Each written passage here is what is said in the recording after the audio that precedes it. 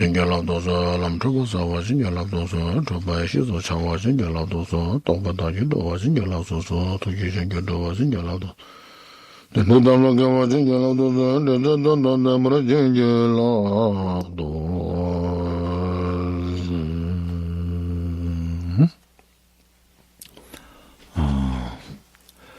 Good morning, everybody.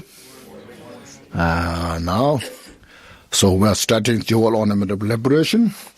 So up until now, we have kind of starting all the preparation to cultivate Bodhicitta. No, so this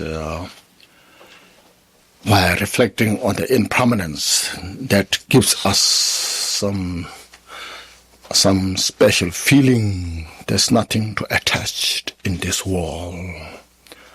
And then after that,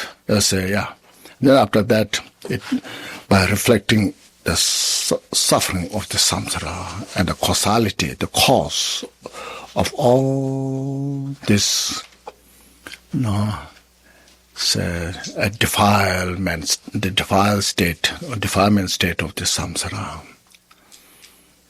then that gives again some like a urgency how to free from that state of suffering. And then if we think for myself, I should be free from suffering myself.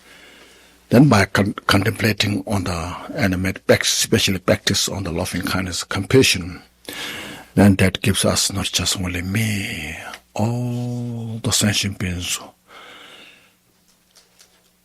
that we depend on each other.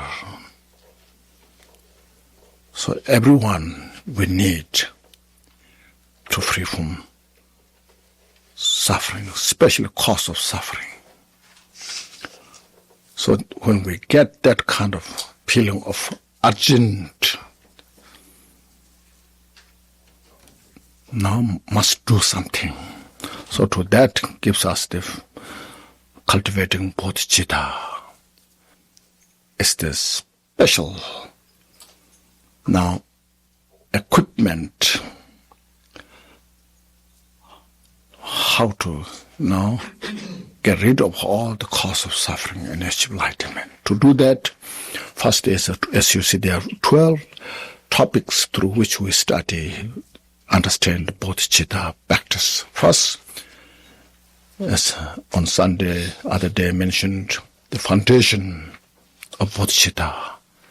So on the basis of Mahayana family, taking refuge, and after taking refuge in Buddha Dhamma Sangha, and accept any of the precept for the householder or for ordained. So to this all kind of so important to understand what really how to practice the Bodhicitta is about. Now from here, step by step,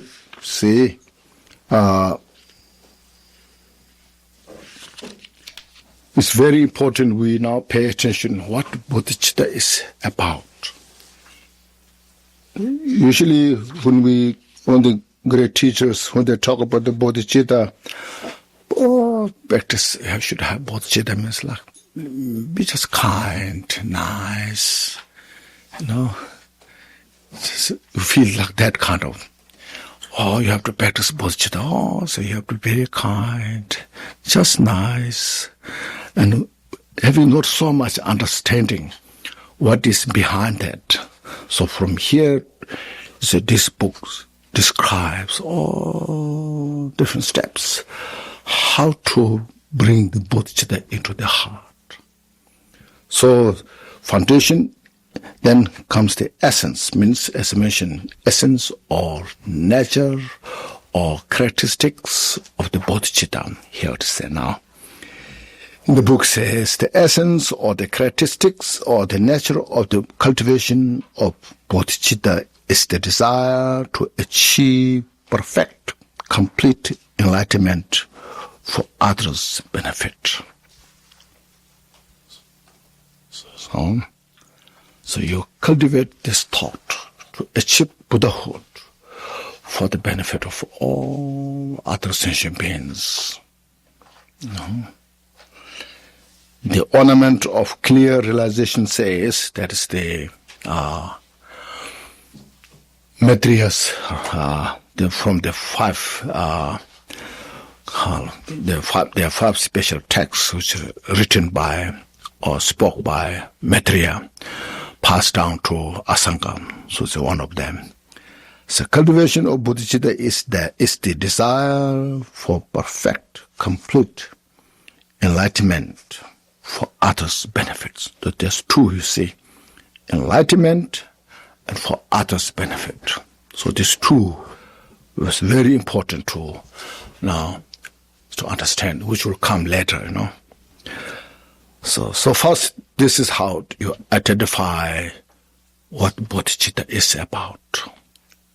It's very simple, very essence, precise here. Now, third, classification. There are three classifications within the subject of cultivating supreme enlightenment. Means cultivating bodhicitta to achieve supreme enlightenment. First, simile with examples. Second, be demarcation and the primary characteristics. First, simile or the examples. So first, bodhicitta was classified through examples, arranging from ordinary beings like us. We are just ordinary, beginner. Ordinary means beginner. We just begin from there to Buddhahood by Aya Maitreya in the ornament of clear realization. So there are 22 similes or examples.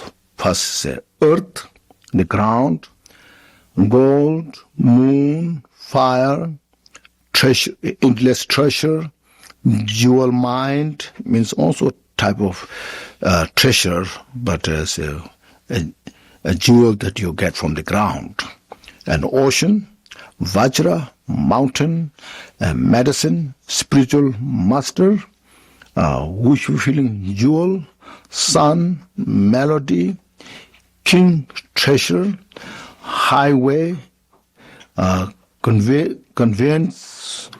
This well is not just how are you? I'm well. It's not that. It's well, the way the water coming from, and elegant sound, river, and a cloud. Thus, there are 22 similes. Now, this will explain detail here in the text. See? How in the practice progressive way. So first we get a sense, you see. Now, as we studied and contemplated about the loving kindness and compassion, and then we have the refuge and took the 5 precepts or any one of them. So now cultivate. So I will study this. I will practice this to achieve complete enlightenment for the benefit of all sentient beings. So bring that in your heart. Now when you practice step by step, now here comes here. These 22 similes range from sincere aspiration to realization of aspiration, then from there to the realization of Dharmakaya.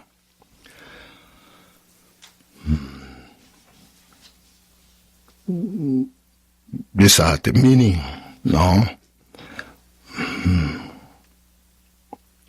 aspiration.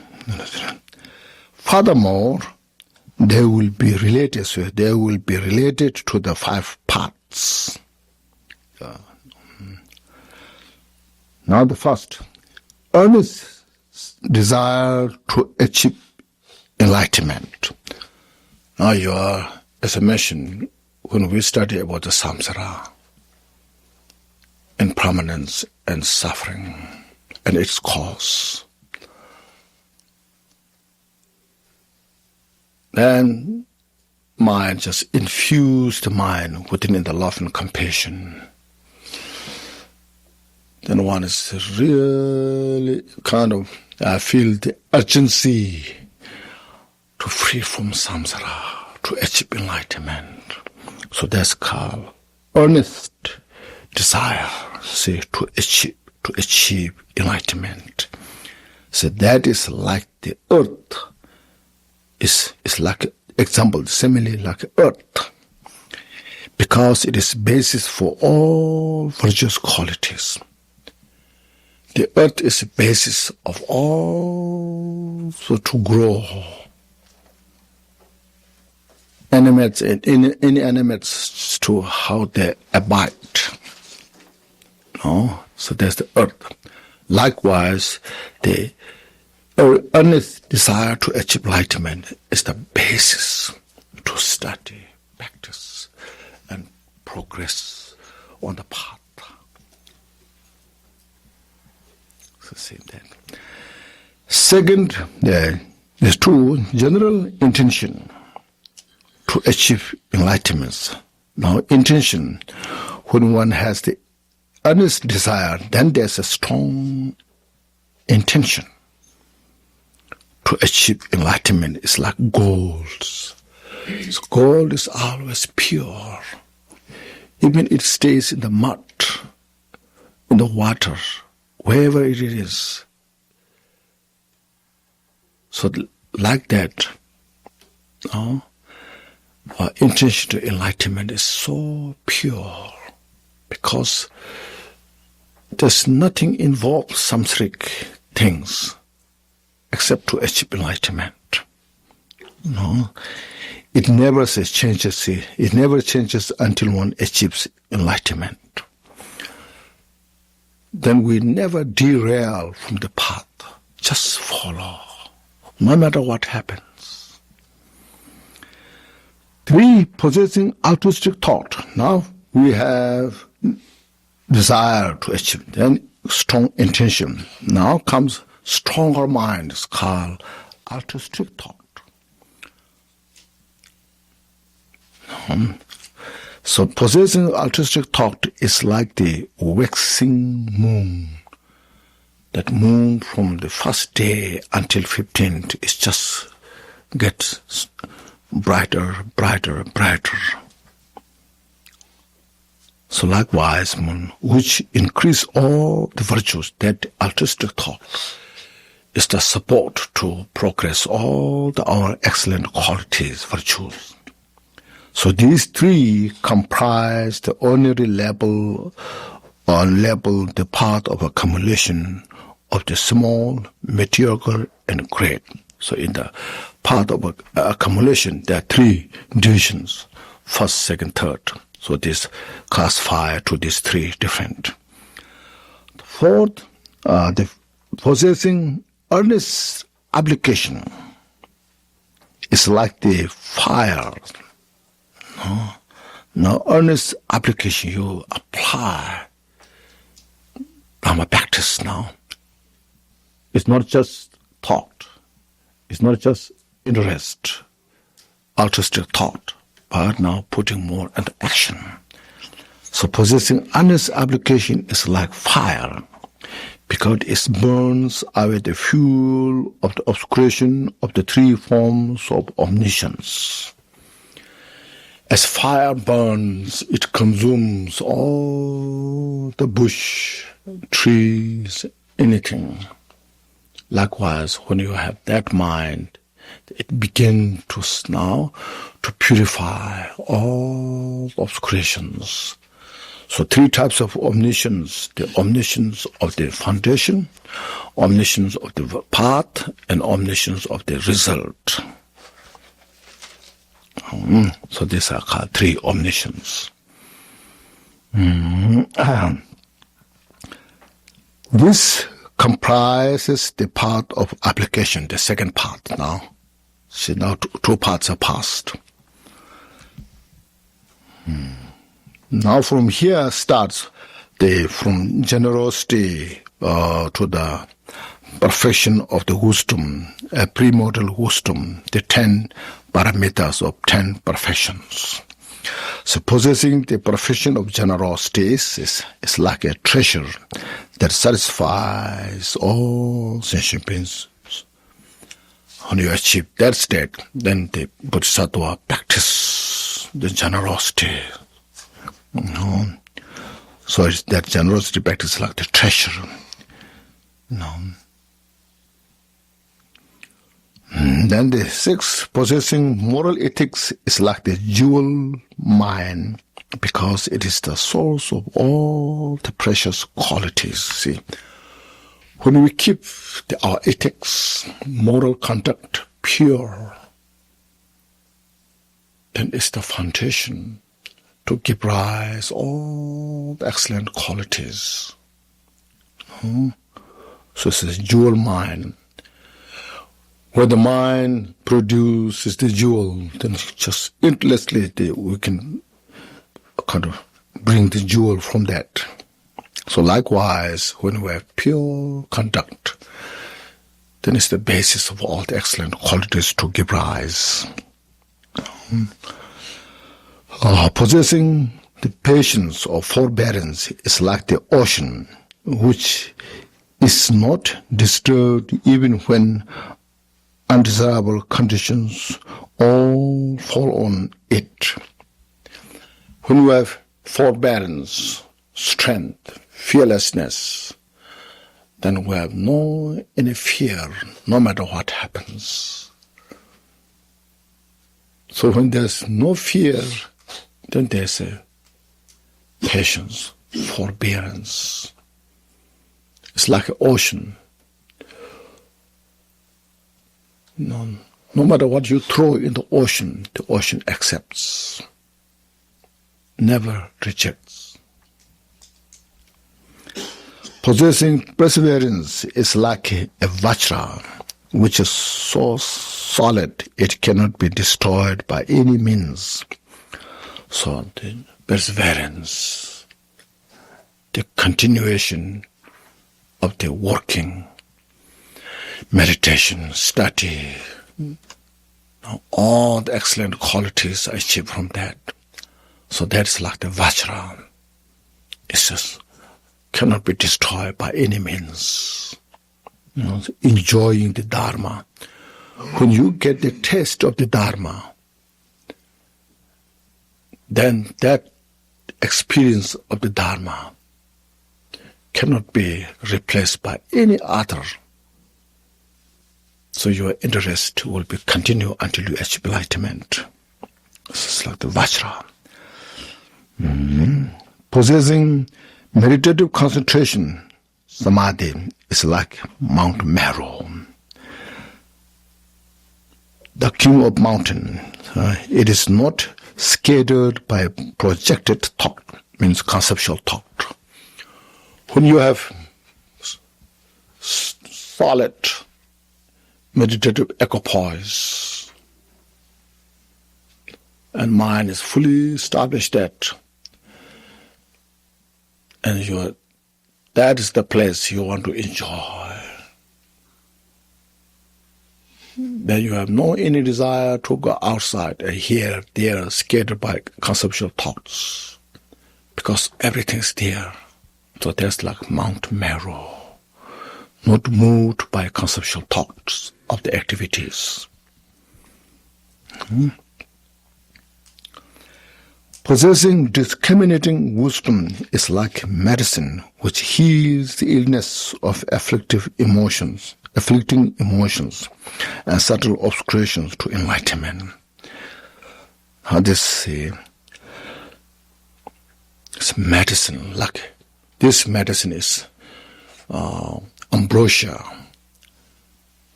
When there's a medicinal ambrosia, it heals all types of sickness.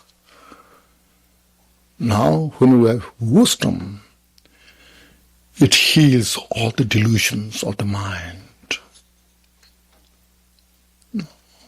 When all the delusions of the mind are healed, then there's a joy, this clarity. So the mind is a good health. No?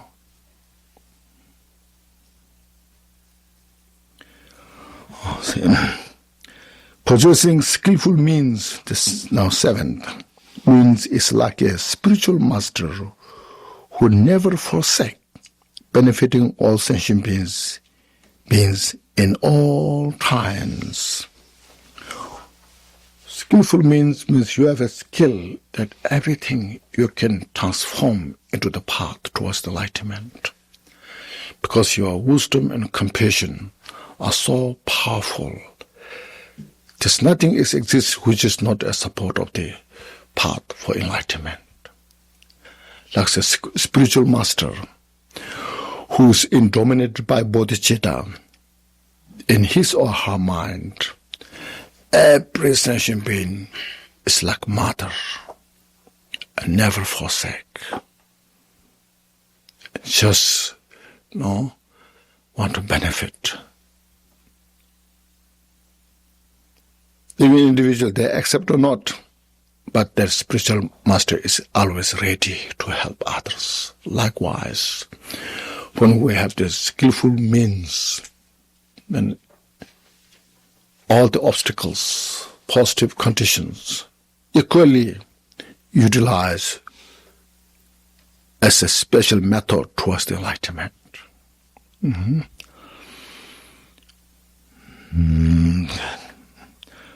This is the 8th. Possessing aspiration, 8th, perfection. The possessing aspiration prayer is like a wish-fulfilling jewel that accomplishes all aspiration. Because Bodhisattvas, right from the beginning, have all the aspiration to benefit sentient beings. Now that Bodhisattvas, when he or she achieves the 8th bhumi, all aspirations that which has been practicing for many kalpas, aeons, now is bringing the fruit. Is ripening the result. So that's why it's called wish-fulfilling jewel. When you have, like the modern science, technologies are like wish-fulfilling jewel. No, if you push the button, TV, it opens all the news. It's internet. If you push the button, all the news there. Whatever you desire, it all gives you from that information from the internet, So likewise, because they work so hard to come to that point. Now, bodhicitta, when you have that practice and actualize the bodhicitta, in that mind, because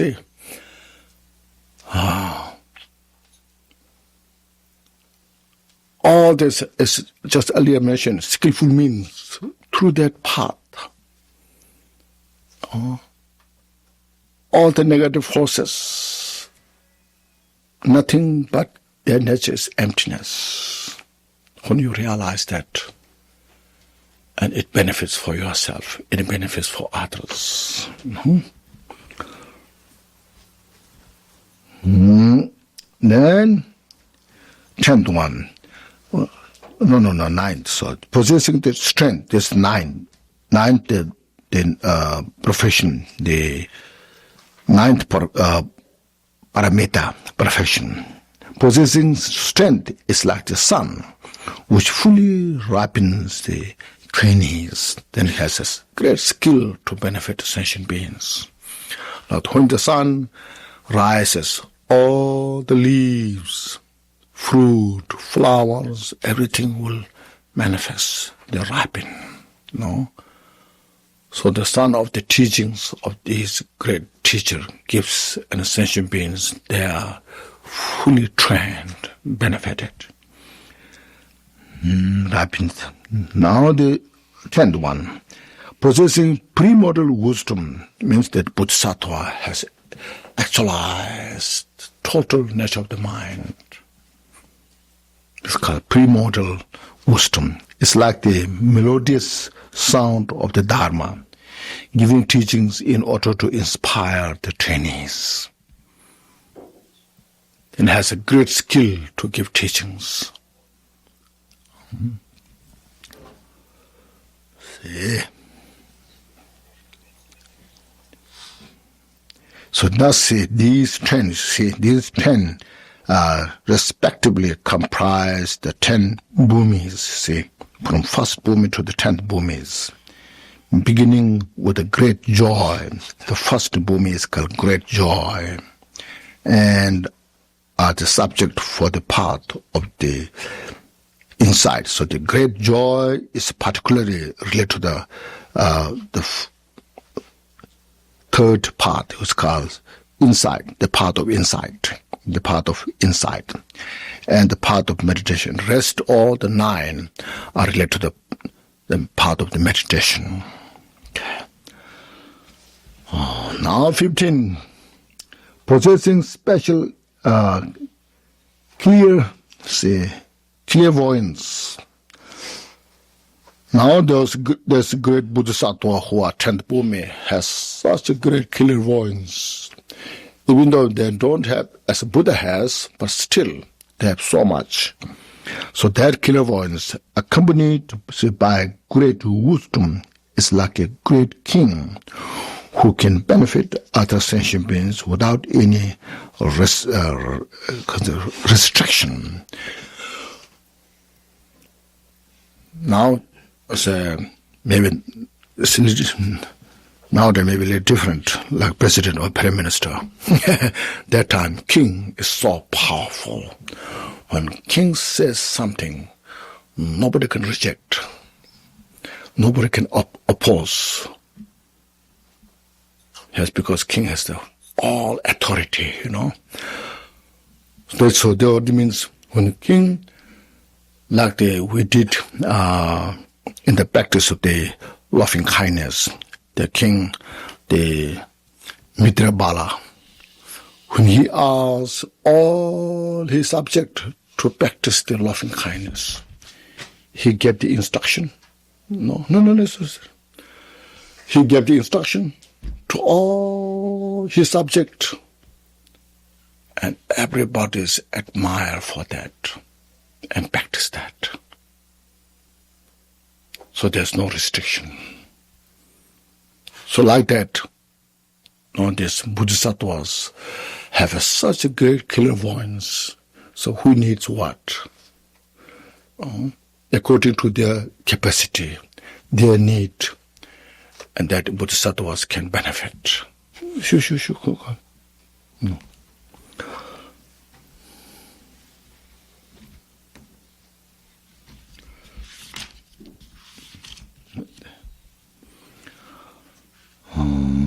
Okay. See, who can benefit the other sentient beings without any restriction. Now 16, possessing merit and perfect wisdom is like a treasury, a storehouse of many virtuous accumulations. The Bodhisattva who has a great accumulation of merit and wisdom is like a storehouse or treasury, unending virtues. Possessing the branches of enlightenment means there's 37 branches of enlightenment, as you know, that was called. It's like a highway which the noble ones follow and which will be followed by others. The 37 branches of the enlightenment is the highway towards the enlightenment. Step by step follows. All the Buddhas that went through that path achieved enlightenment, and all the Buddhas of the present, they're following that path, and all the Buddhas in the future will follow that path.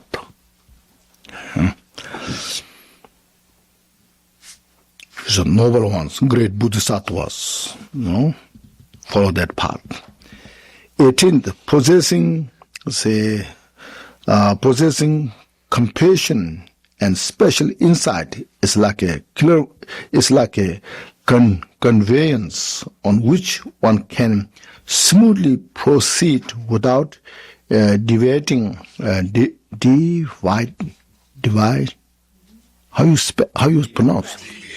Deviating, without deviating into samsara or nirvana. Means now when you have the compassion becomes stronger and stronger, you see. And wisdom is stronger. Now bodhisattvas from that will never fall or derail from the path, except just follow. So derail, no mistake, no derail, no mistake, just completely follow the path. So especially it's like a horse. You ride onto the right path and follow. Nowadays you can say you ride your car and you understand where city you want to go and take the highway. That's it. And then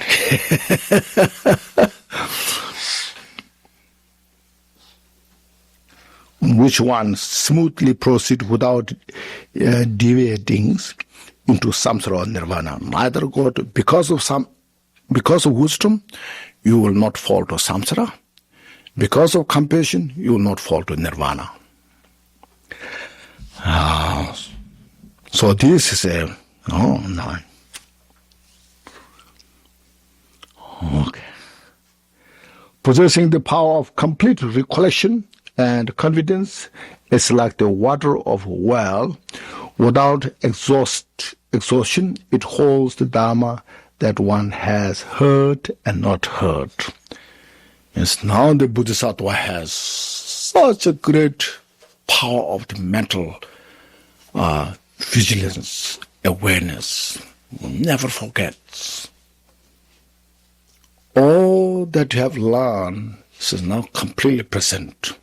Even that you have not learned, it's all the knowledge now is just manifesting. No? So it's just along one word. It's like say, just for example, like the word you say Now that bodhisattvas can explain of that word for hundreds of days, months, and years. No exhaustion. That's called confidence.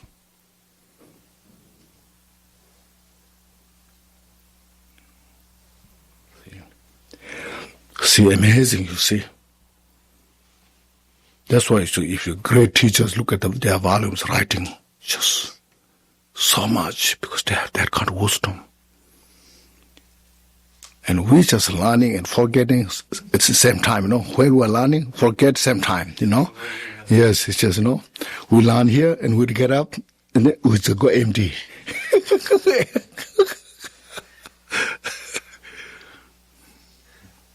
Because they have that kind of mindfulness, meditative, equipoise. That's what it's for. Mind is calm, always peaceful. So these five comprise a special part of the Bodhisattvas, especially the 10th Bhumi. Specialty of the 10th Bhumi is Bodhisattva's quality. See? So that's the power of the Bodhicitta, you see. All the path right from beginning to the Buddhahood, the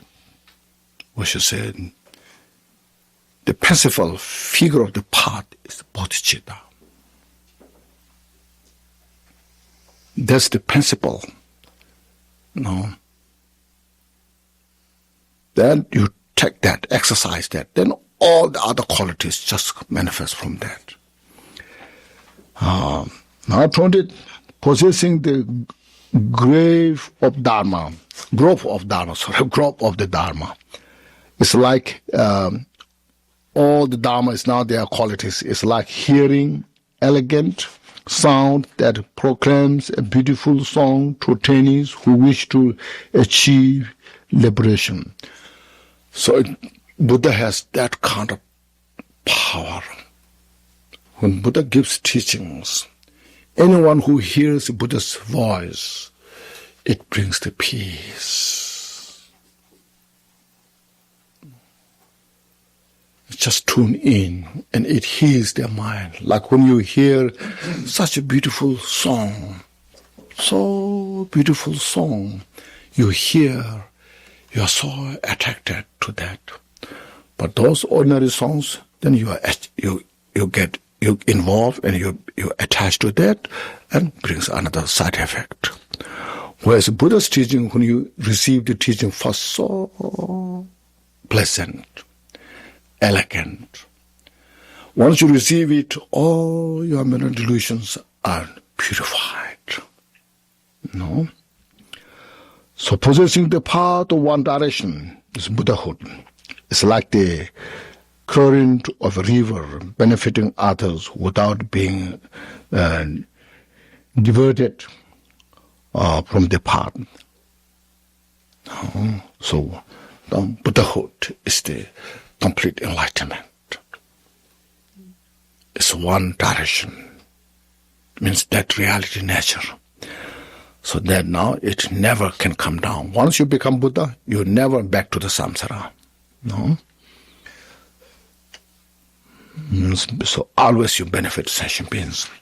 Now the last one, 22, possessing Dharmakaya is like a cloud manifesting abide in the Tushita heaven and so forth, on which all benefits for sentient beings depends. Depends, and benefit depends. So that means Buddha who achieved Dharmakaya, then see this Tushita means our historical Buddha, first before he came to this planet, the human realm, he was in the Tushita giving teachings to all the gods. Then from there he manifested in the different form. So Dharmakaya is the foundation to manifest all the Buddha's activities. So it's depending to the individual's needs. So these three comprise the Buddha's level. So bodhicitta is that now. So thus these 22 simile encompasses everything from the ordinary level to the Buddha's state. See, the bodhicitta. First is how bodhicitta is. First you get the essence, the nature, the characteristics of the bodhicitta, what it means. Once you cultivate that, then you practice that from the ordinary state to the complete enlightenment.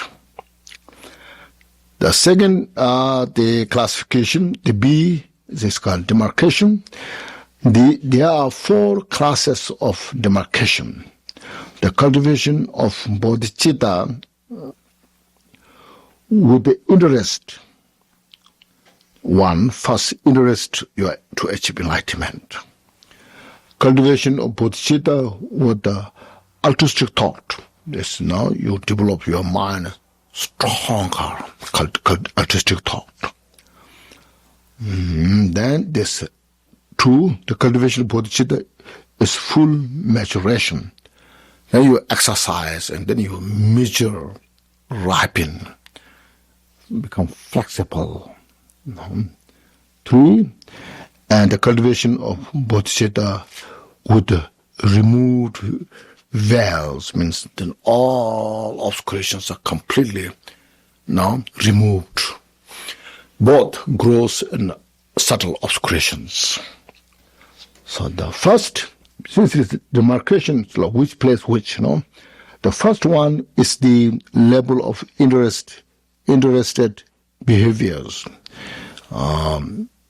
This means from the 5 part, first 2, part of accumulation, part of application. In this 2 part, the Bodhisattva who has the bodhicitta is called interest.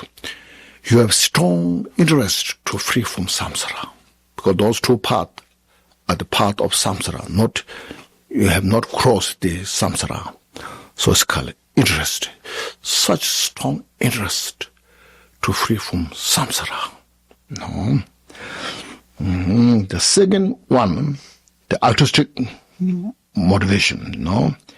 There's the second one extend from the first to the seventh bhumi. Then your mind, you uprooted the basic ignorance from the special insight. So your mind become powerful, benefiting other sentient beings, more effective. So it's called altruistic.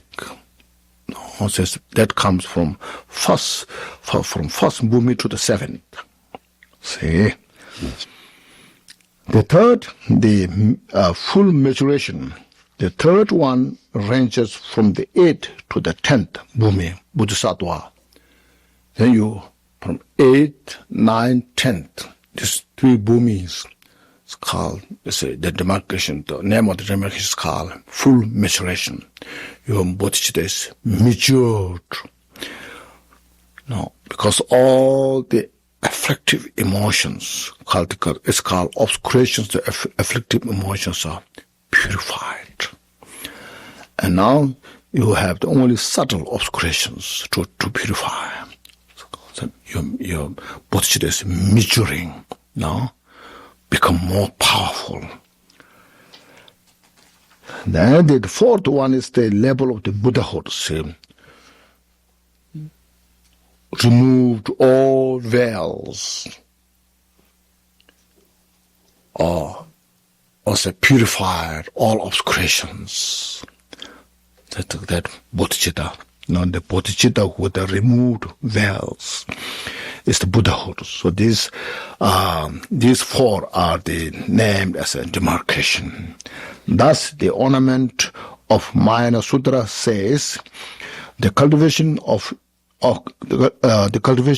an enlightened attitude is accompanied at the various levels, so by interest, is mentioned, and altruistic thought, full maturation, and likewise abandonment of the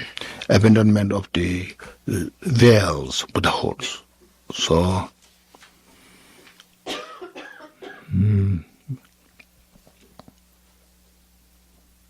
Abandonment purified all the obscurations. Now the third, the C, primary characteristics, the bodhicitta. There are two classifications of primary characteristics: ultimate bodhicitta and relative bodhicitta. So now this, as I mentioned, we should see very carefully. We are learning what bodhicitta is. The Clarification of Thought Sutra says,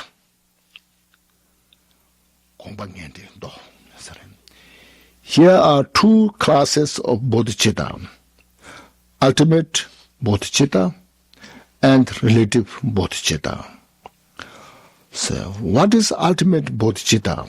See, it is pervading emptiness. See, pervading emptiness. This means your mind abides in that state. So your mind is pervaded, dominated in the emptiness. See. So emptiness, endowed with the essence of compassion. So that mind is endowed with compassion. So compassion is the flavor of that emptiness, of experiencing the emptiness. It's not just intellectual. So therefore, see our meditation, the meditative equipoise is so crucial, without which not possible to experience this. See.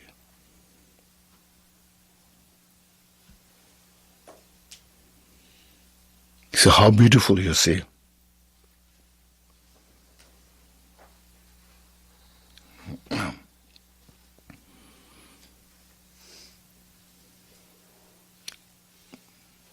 I'm just go now. Ultimate bodhicitta. The ultimate bodhicitta is pervaded and out with the essence of compassion. So that mind is now, first is a pervading emptiness, endowed with the compassion. So that mind is clear. Means no any obstructions, no afflictions. Nothing prevents or create a hindrance. Unmoving, you see, means there's no doubt, there's no conceptual thoughts. Because that's the everything. Just tune in within that. It's called unmoving. And free from elaboration, means infinite. There's nothing to elaborate. So that's the ultimate bodhicitta, you see. Now to achieve that, the same sutra says, the mind of the ultimate enlightenment, means ultimate bodhicitta, is beyond the world, beyond samsara. Free from all elaborations, supremely pure, In that nature of the mind, there's no, in estimation, afflictive emotions, defilements. Subject of the ultimate, strengthless. It's only can achieve by ultimate mind. Unmoving and very clear, like the continuity of a lamp. This is just example. Sheltered from the winds. So it's not sheltered from the wind. When the lamp is just there, no any wind, it's just burned so clearly, smooth, calm, like that. When the mind is like that, then there's a great joy. See, that's called joy. That's called bliss.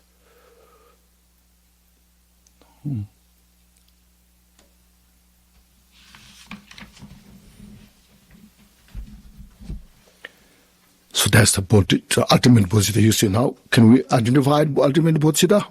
So you see, look at this. Right now what I'm saying is, I'm just like a blind, moving around, what is there, I don't know, just saying something like that. But if you experience it, then it will make such a kind of precise, directly you see it, just say, yes, this is it. It's your own mind, you see.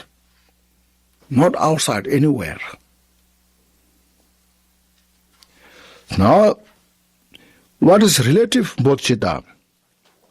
The same sutra says, relative bodhicitta vows to liberate all sentient beings from suffering through compassion. So, relative bodhicitta vow to liberate means liberate from delusions. That means it conveys the wisdom, special insight. Because of that, having that clear mind, seeing this nature of samsara, and then have such a strong interest to benefit sentient beings or to liberate from that out of compassion, through compassion. No.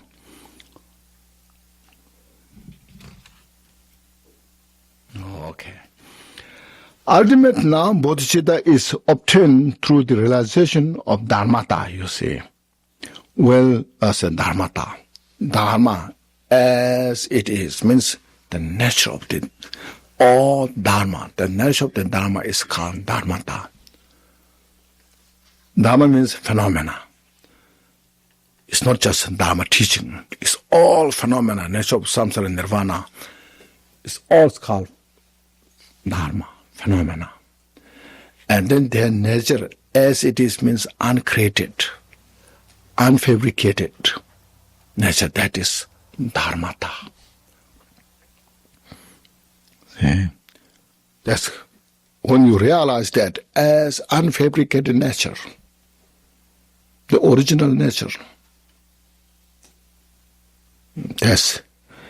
So you achieve the experience, the ultimate bodhicitta. Well, relative bodhicitta is obtained through ritual ceremonies, through ceremony. First, we go through all the different steps of the ceremony. This is stated in the Ornament of Mayana Sutra.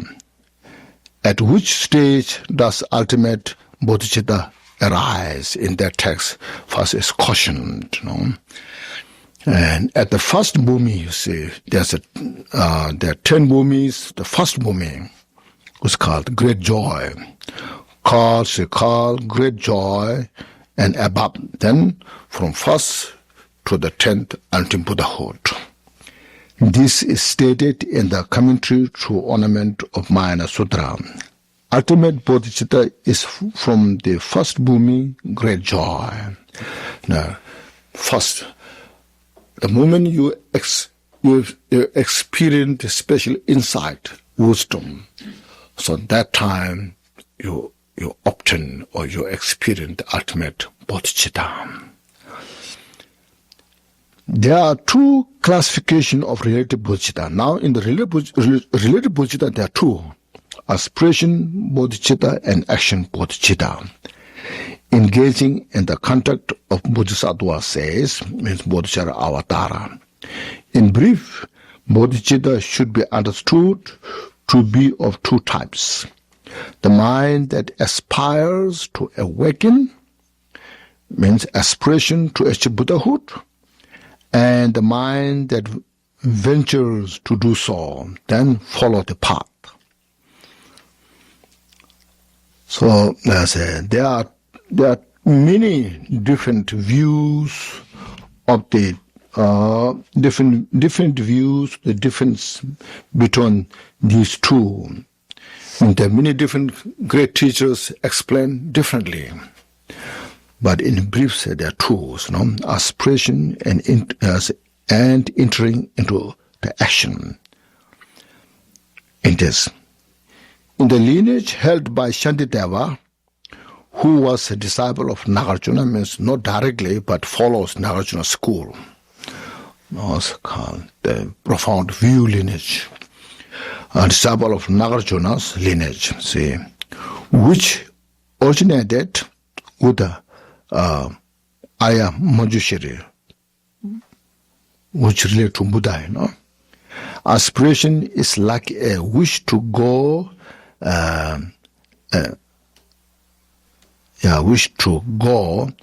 contemplation on the desire to achieve complete Buddhahood.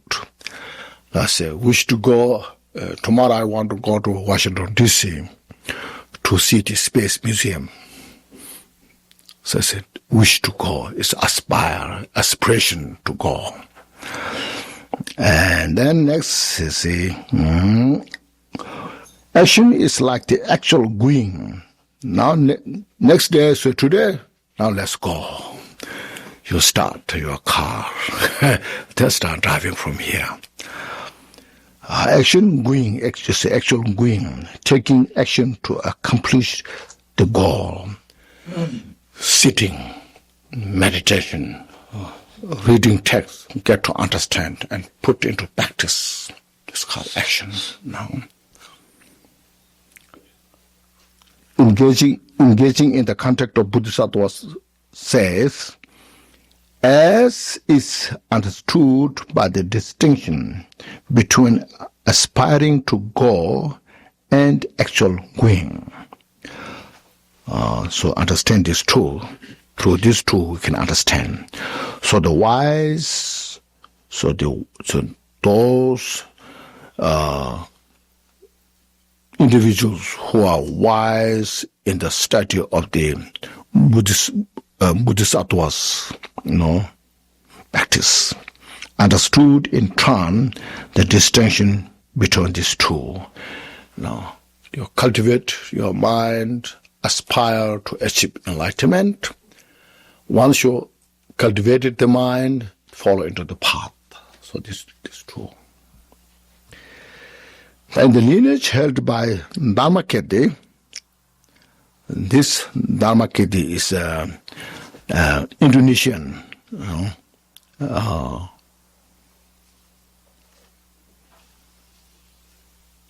I don't know whether he was born in Indonesia or coming from India, but he lived in Indonesia. Because during the Adisha time in the 10th century, the Demarcation, it's called Lama Silingpa. Demarcation was in Indonesia. This is not the Demarcation of logician. They're different.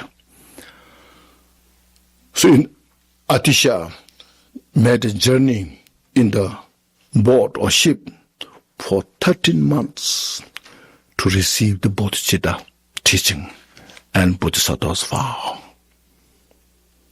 From like West Bengal, Calcutta, or from Bangladesh, somewhere there, and he took the ship and went through the Bay of Bengal, Indian Ocean to Indonesia.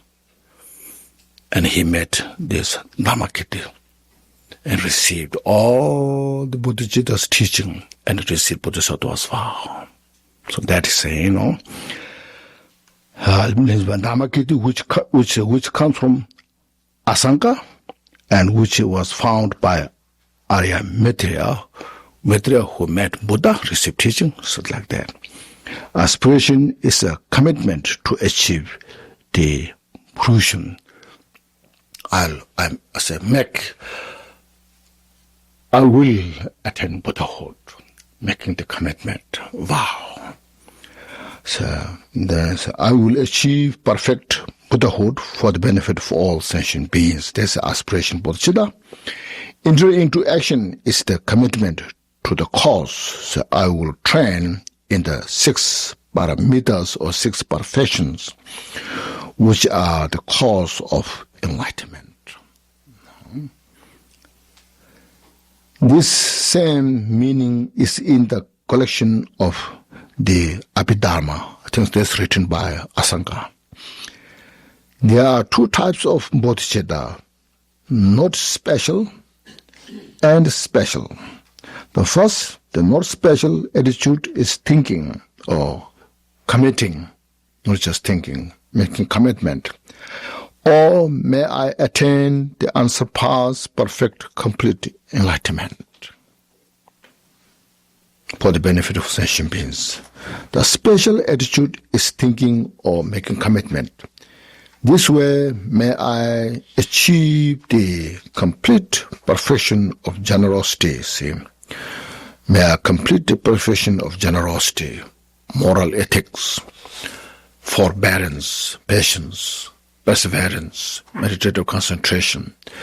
The primary cause for enlightenment is 2 bodhicitta, the ultimate bodhicitta and relative bodhicitta. In the relative bodhicitta, there are 2, the aspiration bodhicitta and action bodhicitta, engagement. Now there are these 2, those 2. Now the basic same meaning, but they're different kind of phrase, you see. A different phrase from Nagarjuna to that lineage holds by Shantideva. It's desire to go to enlightenment. And then actual action for the practice of enlightenment. And through Buddha, Asanga lineage holds making commitment, I will achieve enlightenment, Buddhahood, for the sake of all sentient beings. So and then to the cause, I will perfect the practice of generosity, so forth. So please understand this.